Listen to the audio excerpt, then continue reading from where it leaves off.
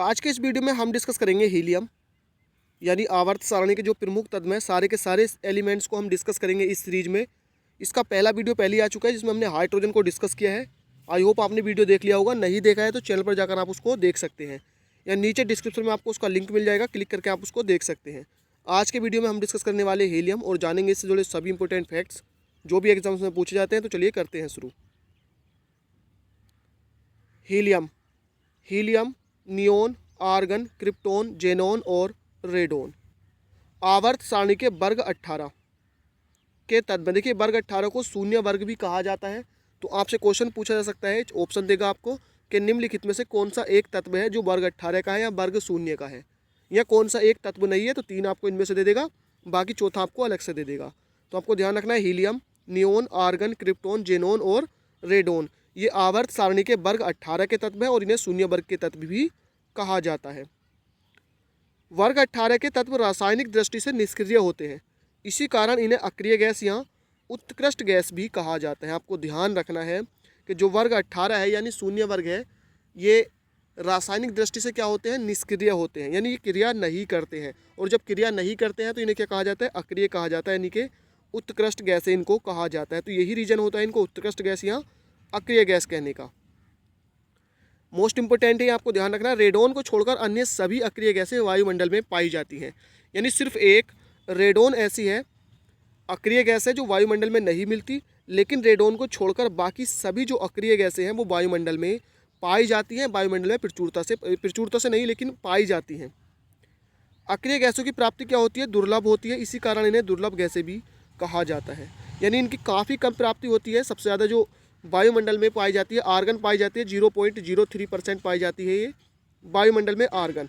तो आपको ध्यान रखना है helium, neon, argon, krypton, xenon और रेडोन सभी क्या है वर्ग 18। क्वेश्चन यहाँ से डायरेक्ट पूछा जाएगा कि कौन सी ऐसी अक्रिय गैस है जो वायुमंडल में सबसे ज़्यादा पाई जाती है। तो आर्गन पाई जाती है, 0.03% पाई जाती है। नेक्स्ट चलते हैं हीलियम। अब बात करते हैं हीलियम के बारे में। हीलियम का जो चिन्ह होता है वो He होता है और इसकी परमाणु संख्या 2 होती है।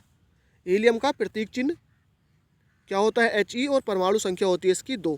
साथ ही साथ अगर बात करें इसके परमाणु द्रव्यमान के बारे में तो परमाणु द्रव्यमान होता है इसका 4, यानी हीलियम का परमाणु द्रव्यमान 4 होता है।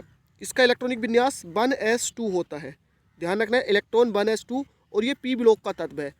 अब ये इंपॉर्टेंट है काफ़ी, आपको ये ध्यान रखना है, क्योंकि अगर आप इलेक्ट्रॉनिक विन्यास से देखेंगे कि भाई इसका इलेक्ट्रॉनिक विन्यास तो 1s2 है, तो इसको क्या होना चाहिए था भाई, s ब्लॉक एलिमेंट होना चाहिए था, लेकिन ये क्या है, p ब्लॉक एलिमेंट है। आपको ध्यान रखना है जो पूरा वर्ग 18 है या शून्य वर्ग है, ये पूरे के पूरे p ब्लॉक एलिमेंट है, यानी तो इसलिए हीलियम को जो है वर्ग 18 में रखा गया है। तो आपको ध्यान रखना है कि इसका इलेक्ट्रॉनिक विन्यास तो 1s2 है, लेकिन ये एक p ब्लॉक एलिमेंट है, यानी p ब्लॉक का तत्व है। हीलियम ब्रह्मांड में हाइड्रोजन के बाद दूसरा सबसे ज़्यादा पाए जाने वाला तत्व है। यानी सबसे ज़्यादा मैंने आपको वायुमंडल में नहीं बताया है, वायुमंडल में सबसे ज़्यादा क्या पाया जाता है, नाइट्रोजन, उसके बाद ऑक्सीजन, लेकिन यहाँ पर मैं आपको बता रहा हूँ हीलियम, ब्रह्मांड की बात कर रहा हूँ, तो इसमें हाइड्रोजन के बाद जो है ये दूसरा सबसे ज़्यादा तत्व पाया जाता है। हीलियम की खोज फ्रैंकलैंड और लोकेयर ने की थी, यानी हीलियम की जो खोज की थी ये फ्रैंकलैंड और लोकेयर ने की थी। बात करें इसके उपयोग के बारे में तो इसका उपयोग वायुयान के टायरों में, मौसमी संबंधी जानकारी प्राप्त करने के लिए जो गुब्बारे होते हैं, बैलून होते हैं, इन्हें क्या है, हीलियम गैस भरकर छोड़ा जाता है। अब आपको ध्यान रखना है हीलियम से जो हल्की गैस होती है वो होती है हाइड्रोजन।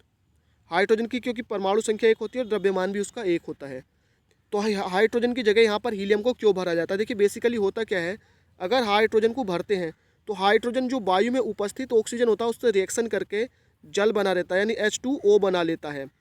क्या कर लेता है, H2O बना लेता है और विस्फोट करता है, जिससे क्या है, गुब्बारे फट जाते हैं, वायुयान के टायर भी फटने के चांसेस काफ़ी ज़्यादा रहते हैं।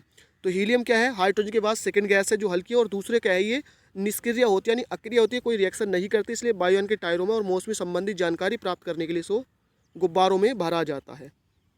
हीलियम और ऑक्सीजन का मिश्रण गहरे समुद्र में गोताखोरों द्वारा कृत्रिम सांस लेने में किया जाता है। मोस्ट इंपोर्टेंट हीलियम और ऑक्सीजन का, देखिए कहीं कहीं पर आपको ऑप्शन में नाइट्रोजन भी दिया होता है, नाइट्रोजन प्लस ऑक्सीजन आपको दिया होता है, तो आपको ध्यान रखना है हीलियम प्लस ऑक्सीजन का जो मिश्रण है ये गोताखोरों को सांस लेने में दिया जाता है। इसका रीज़न ये है क्योंकि अधिक दाब पर जो हीलियम है वो नाइट्रोजन की अपेक्षा रक्त में कम विलेय होता है, यानी कम घुलनशील होता है, बेसिकली होता क्या है, जब गोताखोर बाहर निकलते हैं, फ्रेश एयर में आते हैं, अपना मास्क वगैरह हटाते हैं, यानी जो सिलेंडर वगैरह होता, तो उसमें जो रक्त में विलेय होती है ऑक्सीजन वगैरह, और अगर नाइट्रोजन होती है उसमें, तो ज़्यादा दाब पर क्या होती है, वो ज़्यादा विलेय हो जाती है। जब वो झटके से निकलती है, तेज़ी से निकलती है बाहर, तो हाथ पैरों में दर्द देखने के लिए मिल जाता है। जबकि ऐसा हीलियम के केस में नहीं होता, क्योंकि ये कम विलेय होती है रक्त में अधिक दाब पर।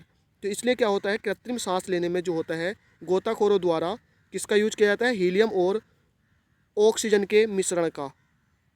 क्योंकि हीलियम क्या है, नाइट्रोजन की अपेक्षा रक्त में कम विलेय होता है अधिक दाब पर। साथ ही साथ ये भी ध्यान रखना है कि अस्पतालों में रोगियों को कृत्रिम सांस के रूप में हीलियम और ऑक्सीजन का मिश्रण ही दिया जाता है। तो फ्रेंड्स, आज के इस वीडियो में हमने डिस्कस किया है हीलियम को। आई होप वीडियो पसंद आया हो, लाइक कीजिए, दोस्तों के साथ शेयर कीजिए।